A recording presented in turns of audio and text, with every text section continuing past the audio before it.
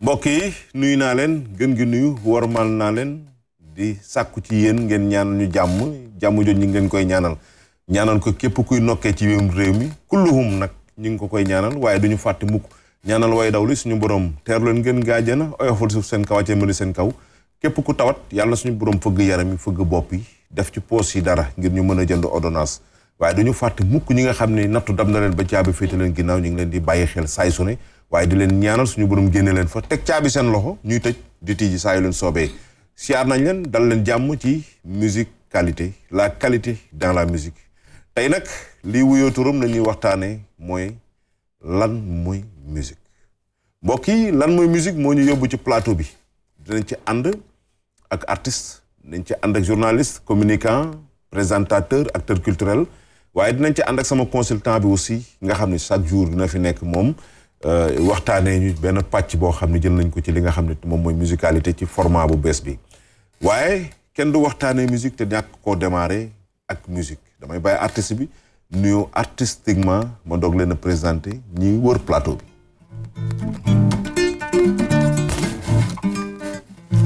Cuba, quiero bailar salsa. Cuba, quiero bailar salsa. You dance to the music like nobody done. The first time I saw you, I knew it was love. Cuba, quiero bailar salsa. Cuba, quiero bailar salsa. My heart is on fire, but night is divided. My only desire is making you mine. You're the one that I want. You're the one, yes you were. Cuba, quiero bailar salsa. Cuba, quiero bailar salsa. Cuba, quiero bailar salsa. Cuba. Il se nomme Dieng Saala artiste la ndaanaan la il nous vient de Thiès waaye il nous vient du monde parce que musique àdduna moo ko moom mbokk yi moom lañ leen a waxtaanee lan mooy musique moo tax Dieng Saala nuyoon noonu waaye ci plateau bi aussi dinañ ci ànd ak ki nga xam ni journaliste la présentateur communicant entrepreneur culturel Issa Dial waaye di mbokk taalibe moom it dinañ ci ànd ceeg aussi consultant bi ndaanaan bi l'instrumentiste l'énormissime El Hadj Soumaré nga xam ne saay su ne di ngeen ko am ci plateau bi mais Issa maa ngi lay nuyu bu baax a baax Dial. salaamaaleykum yéen ñuy seetaan ci RTS de waa plateau bi ñu bokkal musicalité salaamaaleykum Ndali salaamaaleykum maaleykum salaam. maa ngi lay nuyu consultant bi. El Hadj Soumaré maa ngi lay fay jeune frère Ndali di la bëgg encore. di nuyu aussi sama jeune frère Dieng Saala di nuyu mon ami aussi di nuyu waa Sénégal yëpp ak bépp artiste rek bu nekk Sénégal bitim réew ak ci biir réew mi ñëpp maa ngi ziar ñëpp di leen ñaanal vraiment gudd fan wér ak tal quoi macha allah di féliciter aussi comme je l'avais fait la fois passée initiative comment dirais-je émission bi parce que c'est très très important ñu am des émissions pareilles quoi. Donc Ndali encore une fois de plus toutes mes félicitations quoi pour cette émission là. Merci beaucoup jërëjëf l'artiste maa ngi lay nuyu bu baax a baax. waaw maa ngi lay ziar mon frère di nuyu sama benn frère bu feebar nag may ñaan ñu ñaanalal ko. koy wax Abdourahmane Boy. Abdourahmane Boy c'est un ami un jeune frère il est bien waaw nit kuy def social ci nit ñi quoi en général. mais temps yii dafa tëdd feebar quoi. tëdd te fu ma tourné dafa ma naan mon frère ñaanal ma. yàlla na ko yàlla yëkkati. waaw may xalaat rek yàlla jàpp ngeen ñaanal ma ko it yàlla jàppale. jàppale ñëpp it jàppale suñu sang yi suñu sëriñ si suñu mag ñi suñu njiit yi yàlla fexe ba tawféex jàmm xéwal am Sénégal ci ñëpp quoi. waaw amiin yaa rabbal aalamiin. may ziare it jàll sama mbokkum Thiès waaw comme ni ñu koy waxee moom it Issa di nuyu sama grand. waaw mais moom jinne la de. kon jinne lañ toogal tey. non jinne guitare la de. jinne day làqatu nag mais man dinaa ko wax quoi tey. waaw parce que xam naa ne di ma may occasion moo wax. incha allahu rabbi. waaw di la ziar yow it mon frère. jërëjëf. waaw di nuyu ñëpp quoi di nuyu ñëpp. du jinne guitare kese de jinne musique la instrument. waaw en général. waaw du guitare gi kese. loolu mbokk yi moom lañ nar a waxtaanee tey lan muy musique ñun Sénégal dañuy xëy di déglu musique.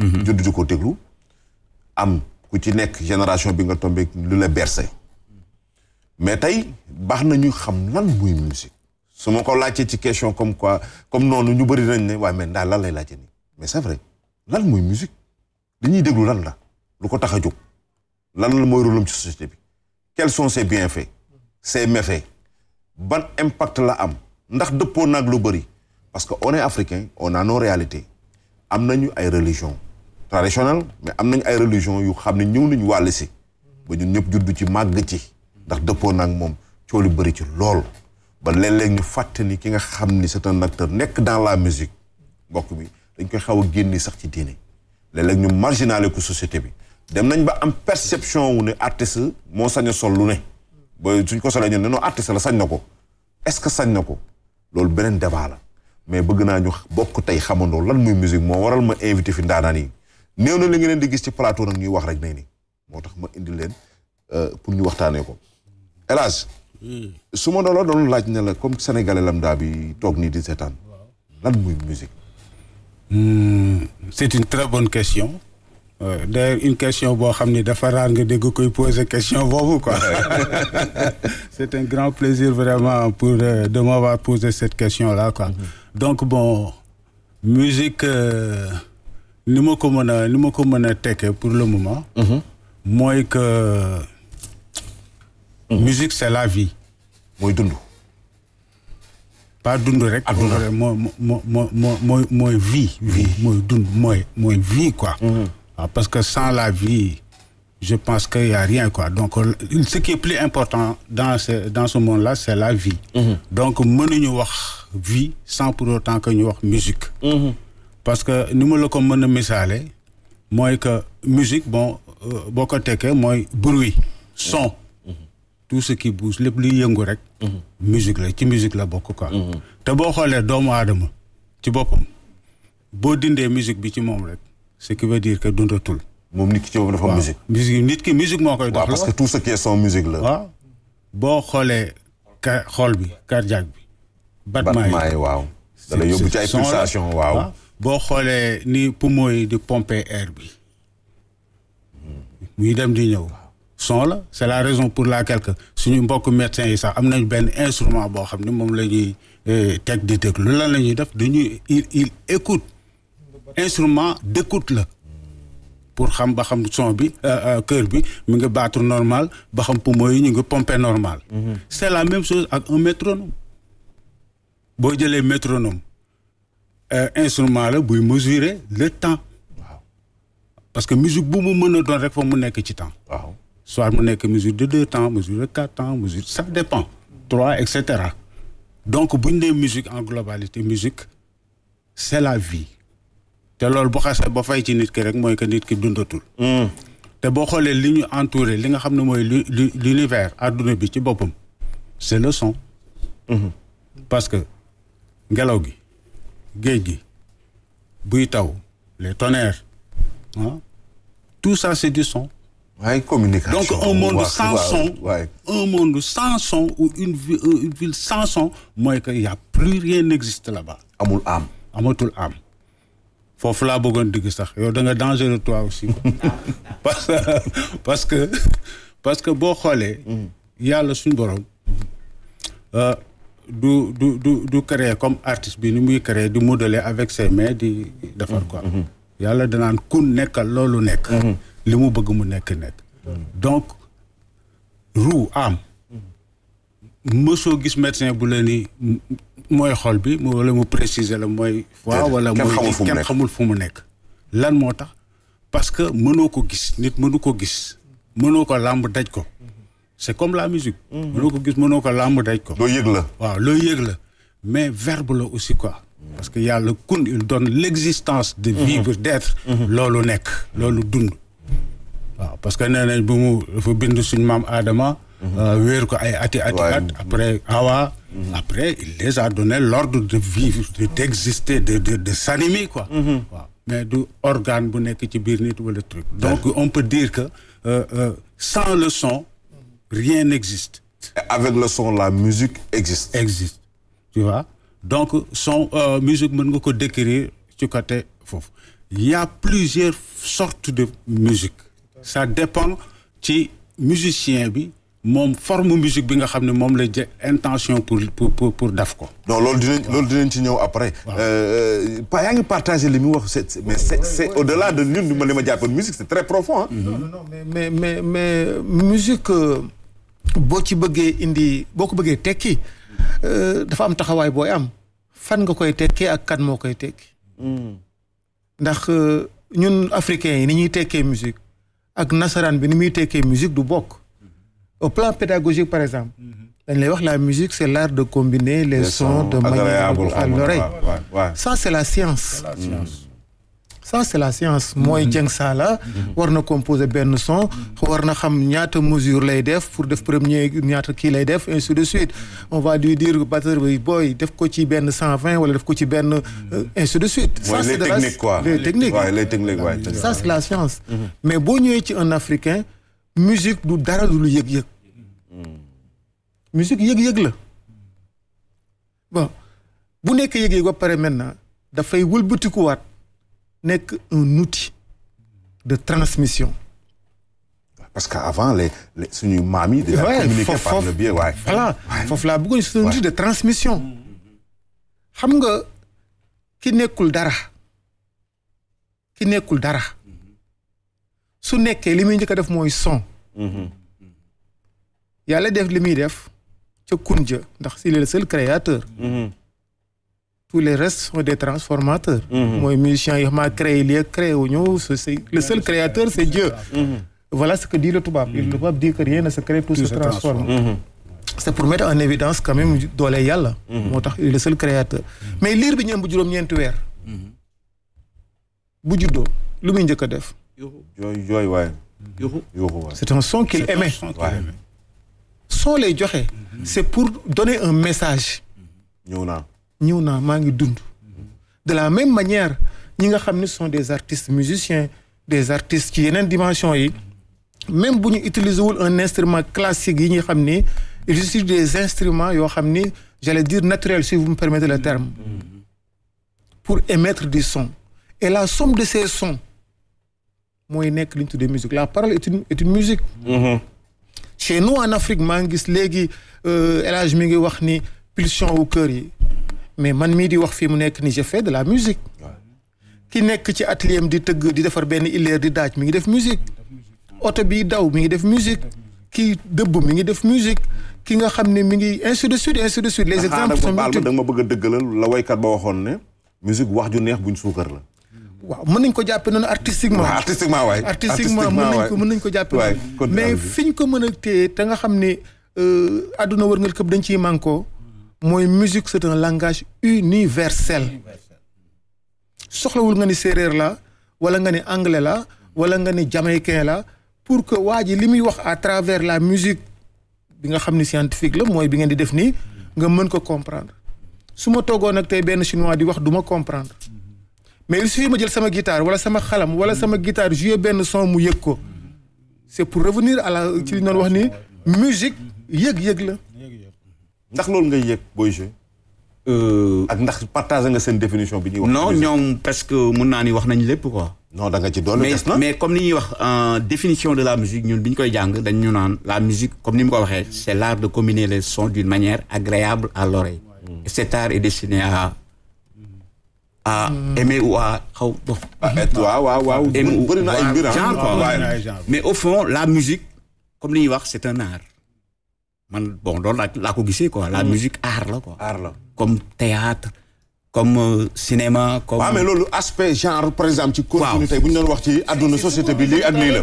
mais en tant que artiste tey mi ngi wax kii mi ngi tappaare ci artiste bu mag bi ki nga xam sax mooy le seul mooy yàlla. non dëgg la mu indil la ci. cosaan ne ci yàlla la tàmbalee ñëw. kay gën na la ko tasal ne la. yëg-yëg yi. nee na la tubaab bi ni mu koy gisee. conception bi mu ci am. africain perception bi mu ci am parce que moom africain tout est rythme tout est musique. mais yow mi nga xam ni yow yaay africain yow. effectivement di jouer yow. yow boo doon def tey toog nga ne man en tant que Dieng Saala dama bëgg a wax Sénégalais yi de musique lii la. loo leen di wax.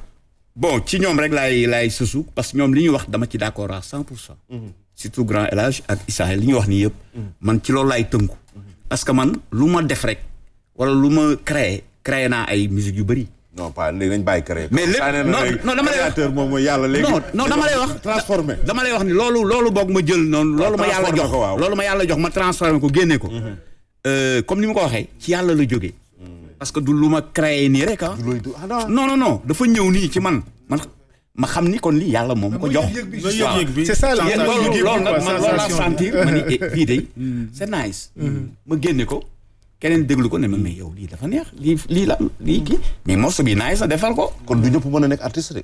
ah bon. xëy na yàlla moo koy def par rapport ak nit ñi it quoi. waaw entre parenthèse la parce que yàlla du ñëpp lay waxal aussi. non tout le monde est artiste. mais tout le monde n'est pas créateur comme ni mu ko waxee. tout le monde est artiste. mais tout le monde n'est pas transformateur. tout le monde n'est pas créateur. waaw. mais tout le monde est artiste. tout le monde est artiste. waaw mais création. mais tout le monde n'est pas créateur. comme ñu jox la nga créer musique mu génn mu nice quoi. ku ko déglu l'art de combiner boobu. waaw l'art de combiner quoi. waaw laa mun naa ni comme ni mu ko waxee. ñëpp mun nga nekk nii kii mais création yàlla comme ni ñu koy waxee du ko bàyyee ku nekk quoi. chance bu quelques musiciens am quoi. en général. ñooy gis sirop bi. c'est que musique sax gis nga musique sax boo xoolee bon mooy li ma wax sànq rek rien ne se crée mais tout se transforme. lépp loo ci def rek am na ku ko defoon am na fu mu jógee parce que mooy fondamental bi mooy suñu borom mooy univers bi. parce que dafa ñëwaat rek loolu. sa waay gën ko yaatal ba ci liir bi soog a juddu ni mu indee quoi. en tant qu'artiste bon moo tax en général gars yi il préfère wax ni j'ai composé. Au lieu de créer nga di j'ai composé. composé naa morceau bi on peut composer.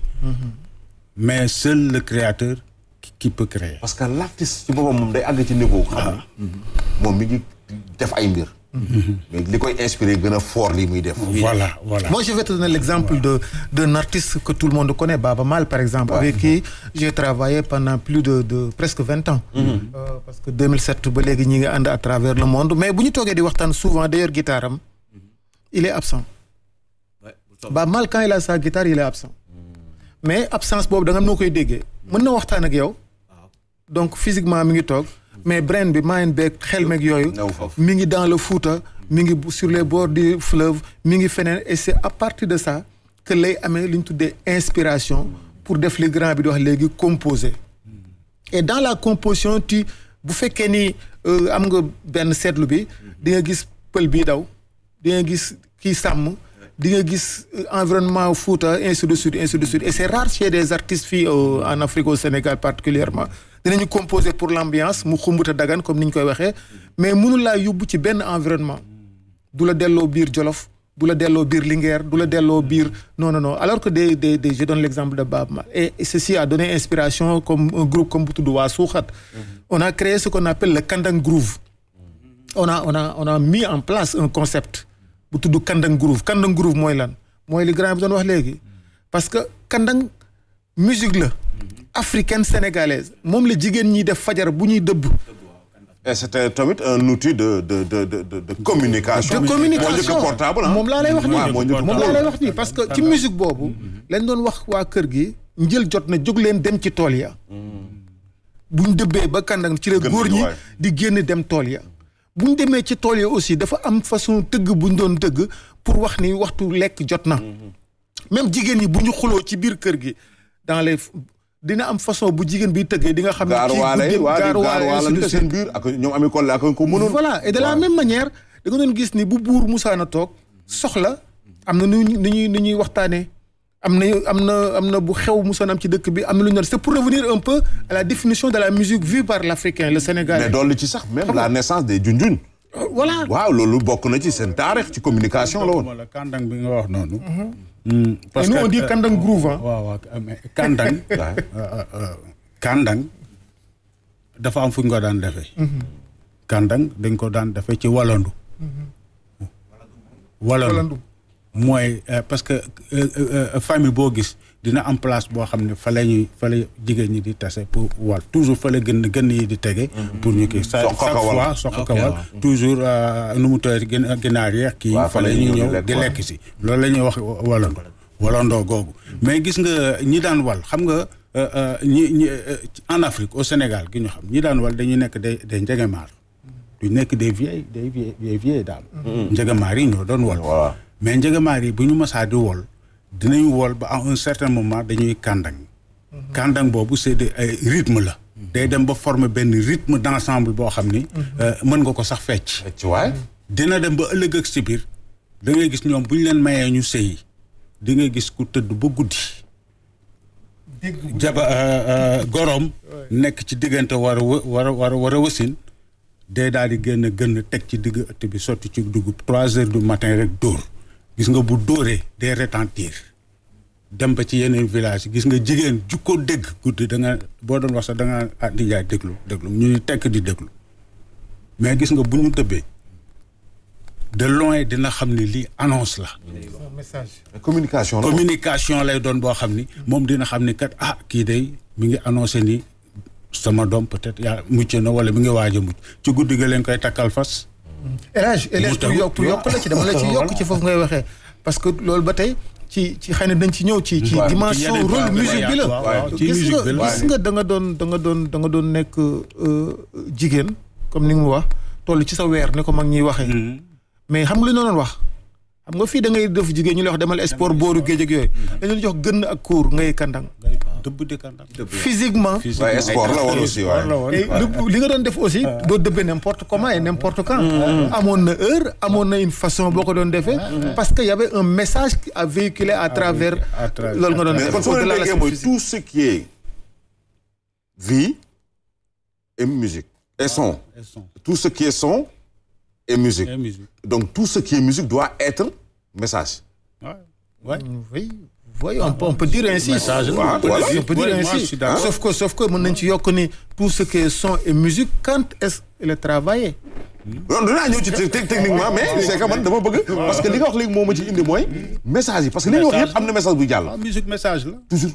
mais message boobu ñu ngi koy ñàkk moom loolu dinañ ciy ñëw boobu ñu ngi koy ñàkk moo tax ma bëggoon ñu démarrer ci lan mooy musique jigi ci ba tey mais ndax dafa dépendre ci environnement wu nit ki voilà parce que dañu ne la musique elle est universelle loolu d'accord naa ci benn côté techniquement mais par rapport ak Afrique tey ñi ngi wax ay réalité kantak ñi ngi wax leneen ak leneen mais bu ñu nee musique africaine duñ delluwaat ci cosaan lekk taarix bëri nañ ci nag ay aspect mais est-ce que suñu musique ñun bi muy ñëw fii di dugg Afrique wala boog peut-être fi la soxoo soxeekoo parce que souvent ñi ngi ci problème mu l'Afrique et le berceau de l'humanité ce genre de choses là fi la lépp déparé mais la musique à l'africaine bi ñu xam ñu est-ce que moom la quoi dafa dépendre ci nit ñi wala Afrique la. non c'est que xam naa léegi question bi la musique dafa musique kii la naka lañ koy waxeeti sax culture la parce que musique mënoo ko tàggale ak culture parce que xeet bu nekk musique am culture am la doon naa ko fi wax boo gisee musique bëri ay façon bu dul woon loolu ko benn façon musique rek mooy am mais xeet bu nekk da nga am looy dégager culturellement à travers la musique. l'environnement am na solo. daf ci am solo donc mi ngi mel ni waxoon naa ko par exemple nga jël benn jamaïcain ñoom dañu am culture reggae mu nekk doctrine ci ñoom.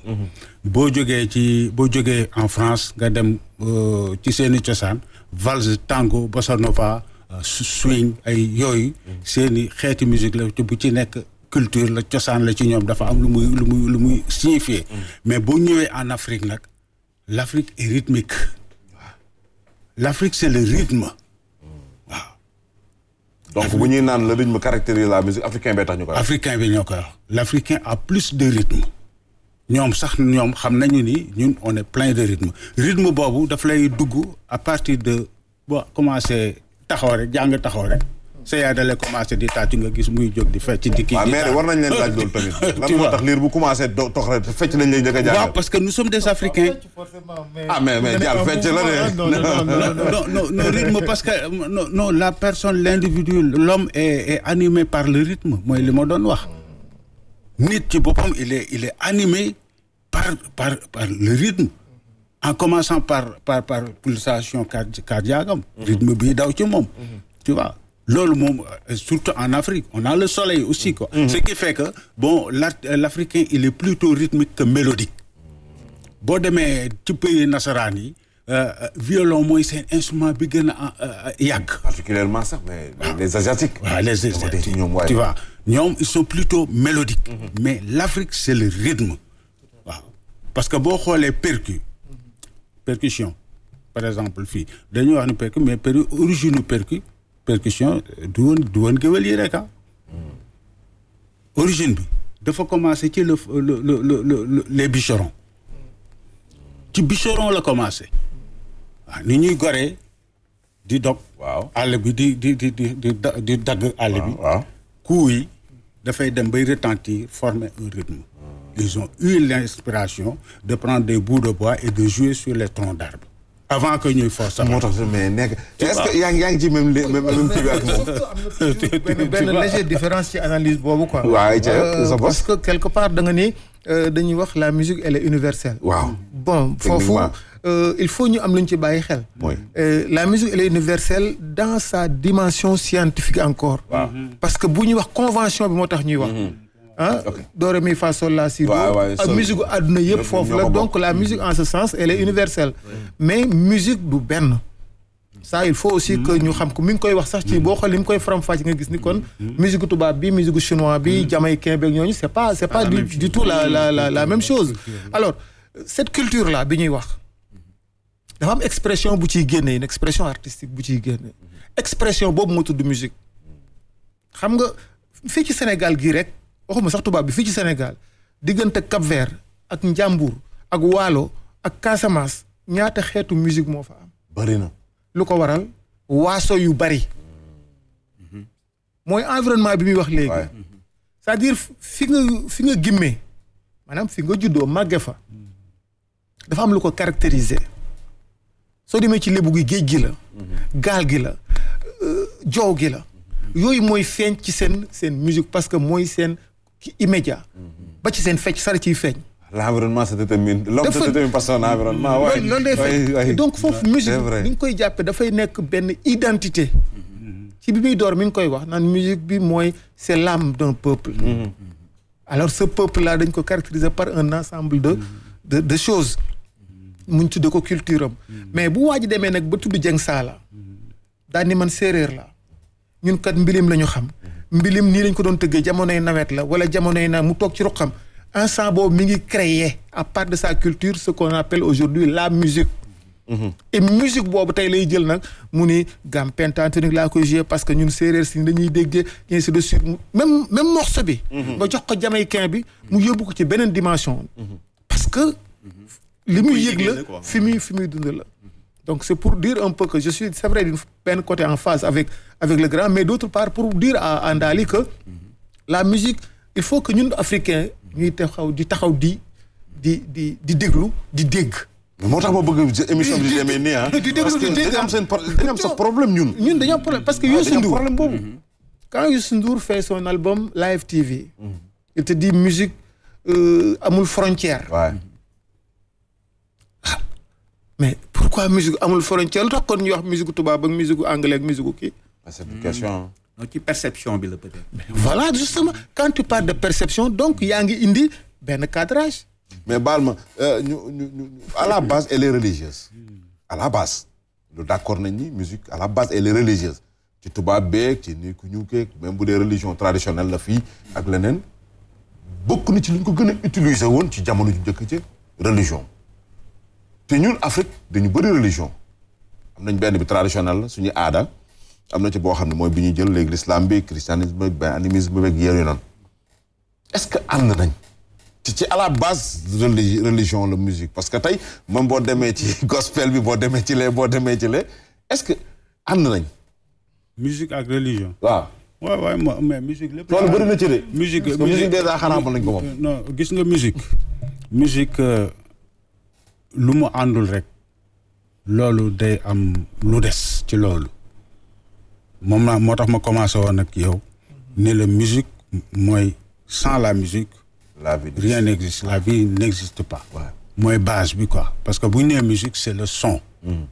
waaw te son boobu boo ko nit ki arrêté émettre ce qui veut dire que dee na. donc musique boo koy xool ak religion dafay ànd. maanaam. lu tax fan lay àndee. waaw mi ngi àndee ci comment dirais-je mi ngi àndee ci. mi ngi ànd ci naka la ñuy wax le muezzin. encore mën nañu jël exemple ci muezzin. noddukat bi waaw. parce que noddukat bi sax fii la en Afrique quoi au Sénégal peut-être en Afrique la ku mu neex rek nga dem nga jël nga nodd quoi mais boo demee Arabie Saoudite y a des écoles yoo xam ni par solfège lañ lay clé de sol lañ lay bindal di lay jàngal nodd da nga koy jàng ah. dañ ko oui. maakagee mais du ko jóg ñu nodd dañ koy jàng scientifiquement comme ni ngay demee conservatoire. ma foog da ngay jug rek déedéet. waaw neex baat am na ci ñu ci naqari nag baax sax nag. te fële nag dañ ko respecté dañ koy jàng ba xam ko. lan moo tax mun ñu koy jàng. parce que musique aussi bu fekkente ni jàngaloo ko am na côté boo xam ne da nga fay fanatique. am na côté boo xam mu niveau boo xam ne pour nga yegg fa da ngay am gàllankoor. passion lay mujj doon. waaw passion rek lay mujj doon. moo tax sànq wax nga ko am nga foo ci laal ci musique scientifiquement. parce que gars yi ils ont l'habitude d'entendre la gamme de do majeur. mais gamme yi la gamme de do chaque note de musique est une début d'une prière de l'église. waaw mon Dominique c'est Dominique sol moom. waaw do ré mi waaye. mais ma bëgg a poser benn question man question laa bëgg a poser quoi. parce que damay dégg waxtaan bi ñu ni tout est musique sans la musique là y a pas de vie. mais dama bëggoon laaj ba xam le silence est-ce que c'est un son. waaw mais le silence fait partie de la musique. justement waaw. justement loolu nag da nga duggaat ci beneen domaine boo xam ne boo fa demee. xam nga léegi non dinañ fa ñëw. gis nga foofu nga gis day dem ba waxtaan bi day nekk sama digganteeg yow ak kii ñun ñii rek parce que am na ñoo xam ne bëgg dañuy réer boo duggee foofu. mais léegi teel leen ma foofu ma ñu dem démb parce que li tax ma bëggoon ñu def musique li tax ma bëggoon ñu dugg ci diine bi ak musique xam naa ne di nga ma ci ñëwal après parce que yow mi artiste di yow kenn gënu laa jekk ci nga wax yow mi pratiquer musique ba pare di pratiquer sa diine te du yàq sa diine nag nga koy gérer nag nga koy defee ci dëkk boo xam ne ñoom moom Sénégal mooy ko ñoo xam ne ni tey ji xëy sax moom yóbbu ñëpp safara te kenn du xam nu mu demee Sénégal moom ku ci nekk ak ni ngay xalaatee te li ñuy wax teguñu ko ci xam-xam moo waral ma bëgg émission bi ay borom xam-xam rek mbokk yi di fi ñëw parce que bëri na loo xam ne yéen a ngi koy déggee noo xam ne boo ñu ko expliquer comme ni ñu leen koy waxee nii di ngeen comprendre que nekkuloon sax foofu parce que musique newul foofu musique araamul amul lu araam nit ki ni koy def nag na mu koy defee la ko nit ñi di percevoir te loolu lu am solo la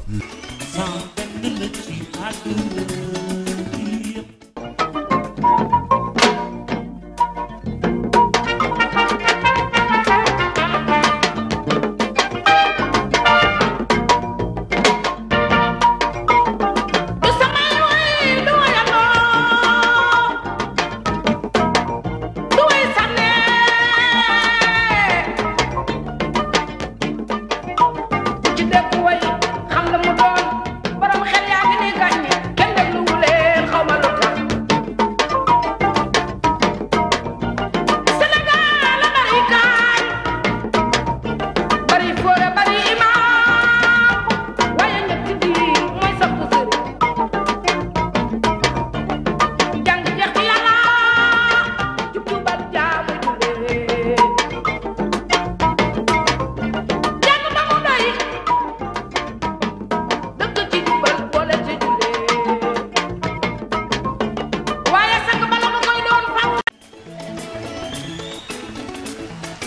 mbokk yi ba tey di ngeen ko gisee ci plateau bi tey li nga xam ni mooy démb day dem ci actualité mais actualité bu triste parce que chaque fois dinañ fi def li nga xam ni mooy démb delluwaat keroog nëgëni si waxtaan nañ dem si yàlla Cheikh Tidiane Tall ci diggante bi laataa ñu fii ñëwaat suñu borom mi dara tëwul moom mi indi moom mi ngi gis ni mooy créateur le seul même moom mooy sàkk doomu aadama judduloo ko ci askan jox ko fa cër léeg-léeg mu jox ko fa tur bu mu jul jox kenn wala mu may ko talent bu mu mayul benn doomu aadama ba mu am ci ñu ko ci xam lool mu am lu mu représenté ci dëkk ba jaay dëkk ba bis mu xëy jël ko loolu yàllaa ko sañ te moom la def ci kii ma bëgg a commencé waxtaane mbokk yi di ginnaaw bu ma leen joxee lii ba pare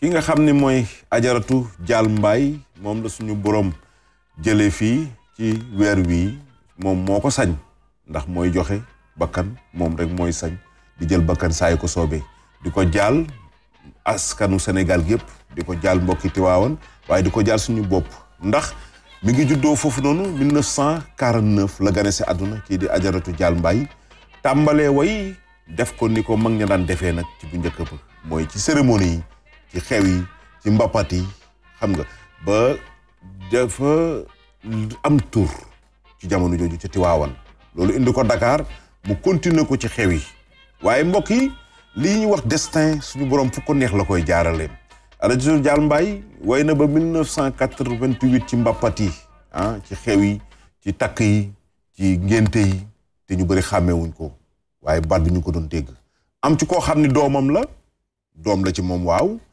moo ko seen baat bi am lu mu def ci moom kooku dem ba ci jëkkëram ne ko man de damaa bëggoon sama tante ji nga may ma ko mu ñëw bi ma aw kooku mooy kan Kiné Lam mu sëñ Bamba mbokk yi Kiné Lam 1988 fekk na mu quitté ensemble lyrique bon démissionné la ñuy wax ñëw créé groupe boppam ki ne la kàggu bi mu ko créé génne Maam Cheikh Anta 89 mu génne Balla Aïssa Boury Balla Aïssa Boury boobu mbokk yi Sénégal yéen xam naa ni génération active ñu ci bëri moom ngeen gën a xam ci Kiné Lam mais baa xam ngeen ni ci Balla Aïssa Boury boobu kii di Dial Mbaye moo ko def kër waaw moo aw ki nga xam ni moom mooy Kiné Lam ki ne Ajaratu Dial Mbaye bi nga xam ni Tiwaawan lañ ko xamee mu nag yàgg nag bokk na ci sax ci ñu jàngal histoire Seydi Hadji Malick fa mu jaar ba gaayaak ba ni mu accès ci woyam ba nga xam ne après mbokk yi dinañ ci ñëw bi ko Kiné Lam jëlee ginnaaw gi mu laajee ndigalu borom këram ba mu bàyyi ko mu ñëw ci moom ci nga xam ne mu aw ko ci Balla Aïssa Boury bi ci lañ Sénégal découvrir kii kër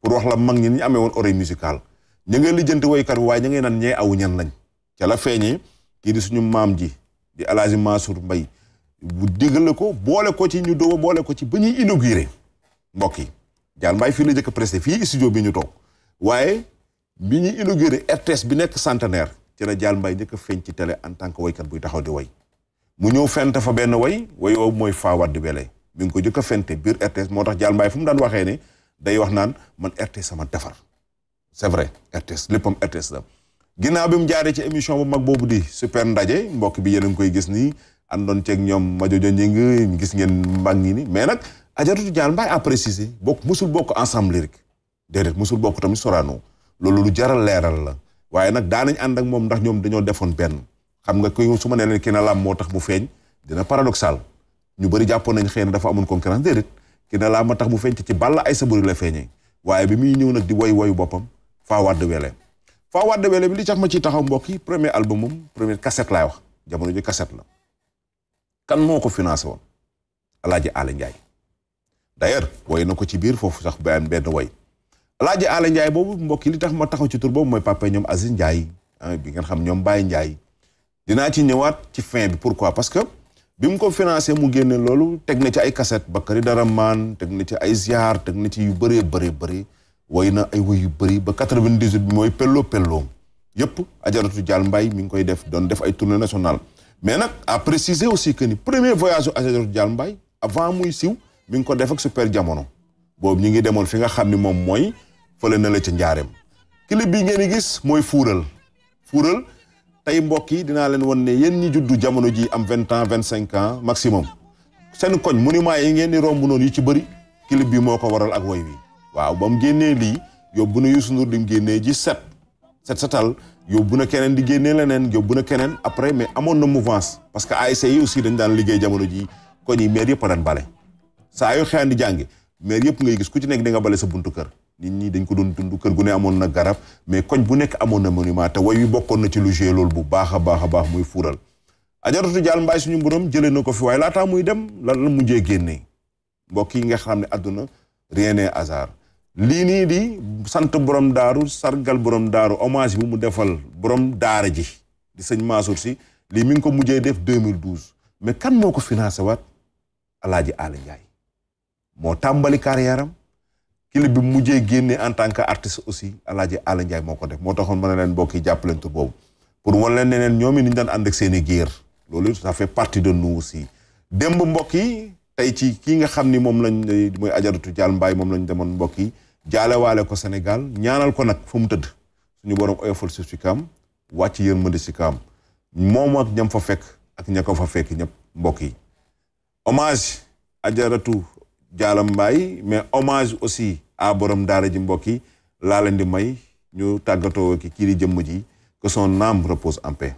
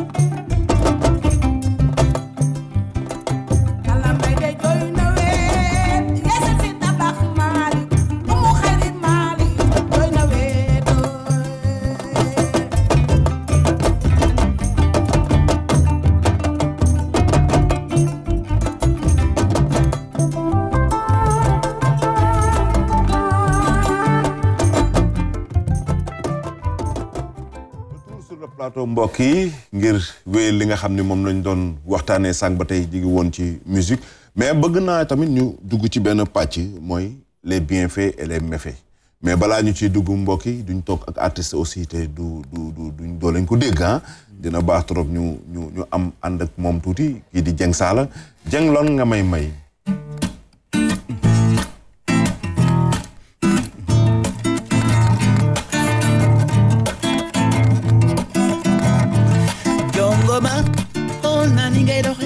xam naa yow ni ngay doxe neex na ma yow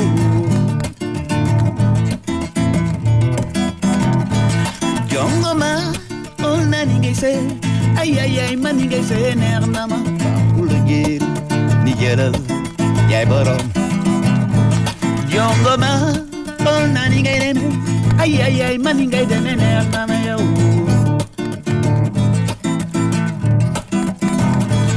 jongo ma na ni ngay sey xam naa yow ni ngay sey neex na ma yow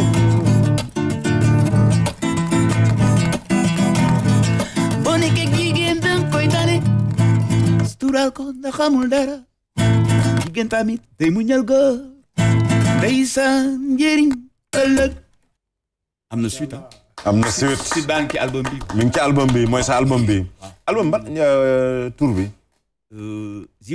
Ziwan la seule quoi moom kenn kan ça parle d'amour quoi bëggeel waaw bëggeel moom kese waaw moom rek yaa sa bopp nga ko woyal wala ñëpp laa ko woyal waaw woy daa mel ni sa woy la rek album bi daa mel ni sa album yow noo ko dégloo rek non man boo ko dégloo man ko jàppee rek loolu la li ma ko jàppee rek loolu man li ma ko jàppee bokkul ak keneen léegi yow li nga ko jàppee yow non man li ma ko jàppee c'est l'amour pur et dur waaw ok mais dama gis ne c'est un album très riche aussi en couleur couleur musicale yi le choix de cette fusion symbiose bi waaw parce que bon tubaab la dafa ñëw ne ma dafa bëggoon def album international man di ko bon ñu xool et on a essayé mu gis ni ça va après ñu am chance am ku mel ni sama professeur Alain Edgar et Doudou Konaré ak yeneen boy musiciens yu nekk Thiès et tout ça ñu ñëw ñoom ñëpp ñu jàpp ci album bi ci biir naa la bëgg parce que dama gis depuis orchestre Gorom super bu Seka bi Royal Band bu njëkk ba après Royal Band beneen bi xam nga groupe musique Thiès yi waa Flash toujours ñoom seen musique c'est un mélange Thiès la lan moo ko waral bon disons que xam nga Thiès moom dëkk ubbeeku la it quoi Carrefour la quoi y a du tout te dañu am influence yu bëri par rapport ak musique bi quoi waaw dañu am lépp on a l'Amérique la France les États-Unis bu ci Chine kii arabe yi pays arabe yi tout ça da ngay am benn kii quoi ok dafay influencer style genre bi ngeen di ba genre surtout ñun ñuy def acoustique quoi en général ok loolu yëpp daf ñuy influencer quoi yéen ñi koy def Sénégal acoustique wéetu leen tuuti rek mais option la rek man bon comme ni ma ko waxee woon c'est pas juste de l'argent laay wër quoi mais me faire d'abord kii quoi plaisir quoi waaw ba pare joxe ko waaw joxe ko quoi ak li ma doon sentir mooy sama album bu njëkk ba ci bii nii la ma doon yëg rek man l'essentiel mooy naa ko jox le peu de gens qui may déglu si sont trois sax ça ma am satisfaction quoi kon l'artiste doit être généreux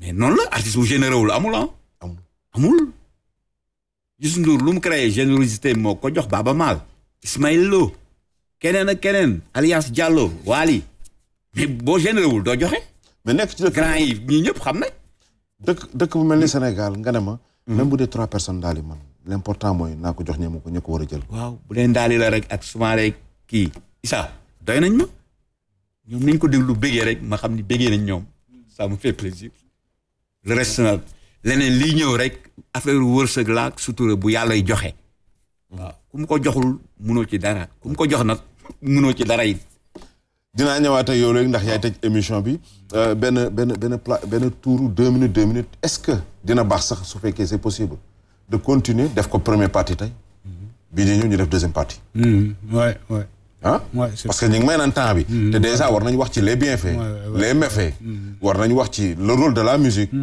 et puis la musique traditionnellement parlant ak la musique dite moderne. détails yooyu yëpp war nañ ci waxtaan. te mën ngeen ma may loolu déjà pour deuxième. ouais pourquoi pas. voilà donc parce que moo ko amee yéen ci yéen télé bi. yow mooy loolu yow non xam naa ne yow consultant yow chaque jour di nga fi nekk mais kay moo taxoon may wax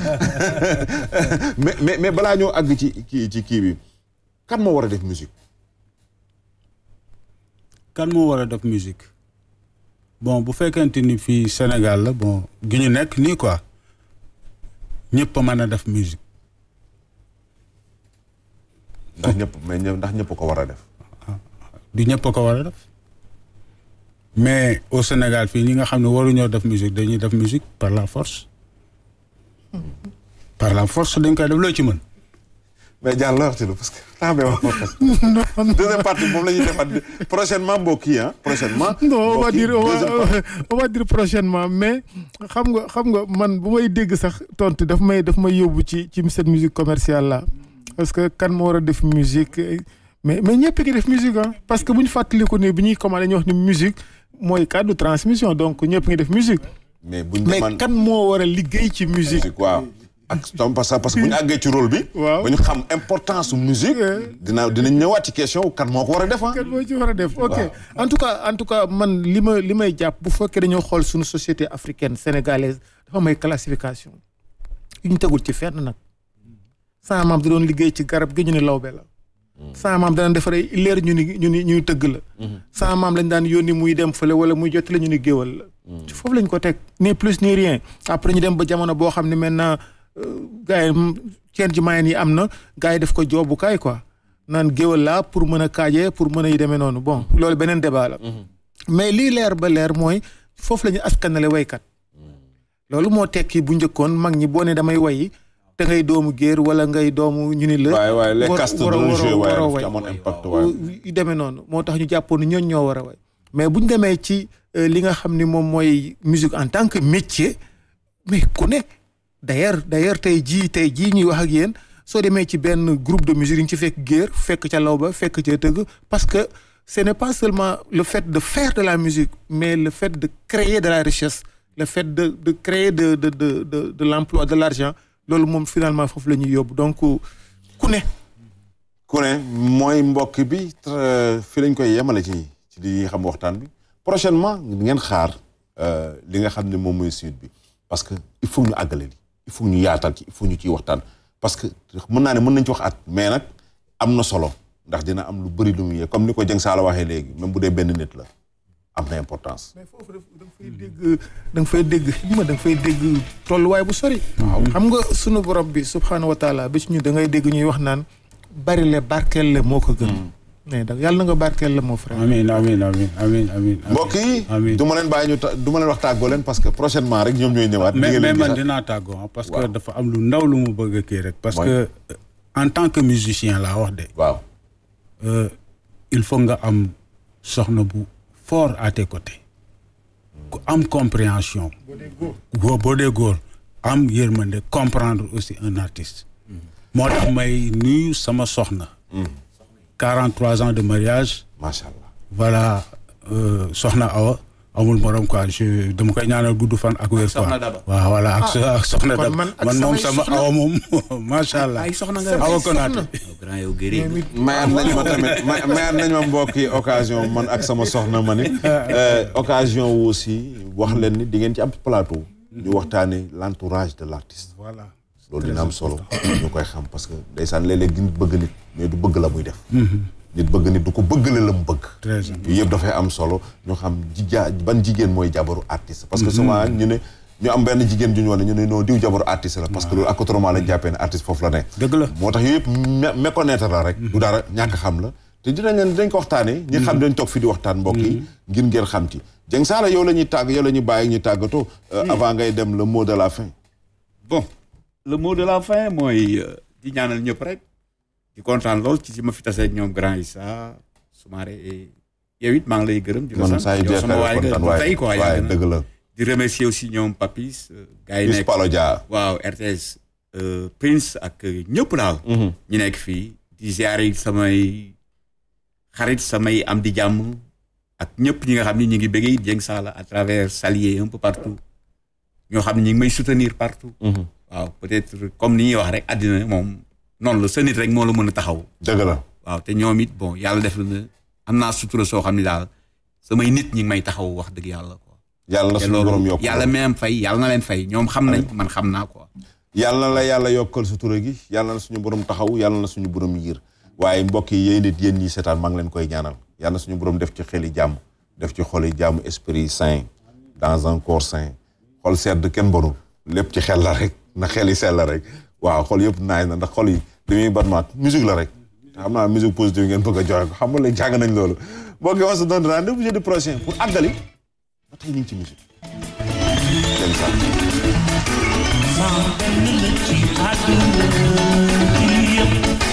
nit ku nekk am nga loo yëg nit ku nekk am nga firnde sama benn la ci àdduna bi yëpp nit ku nekk am nga loo yëg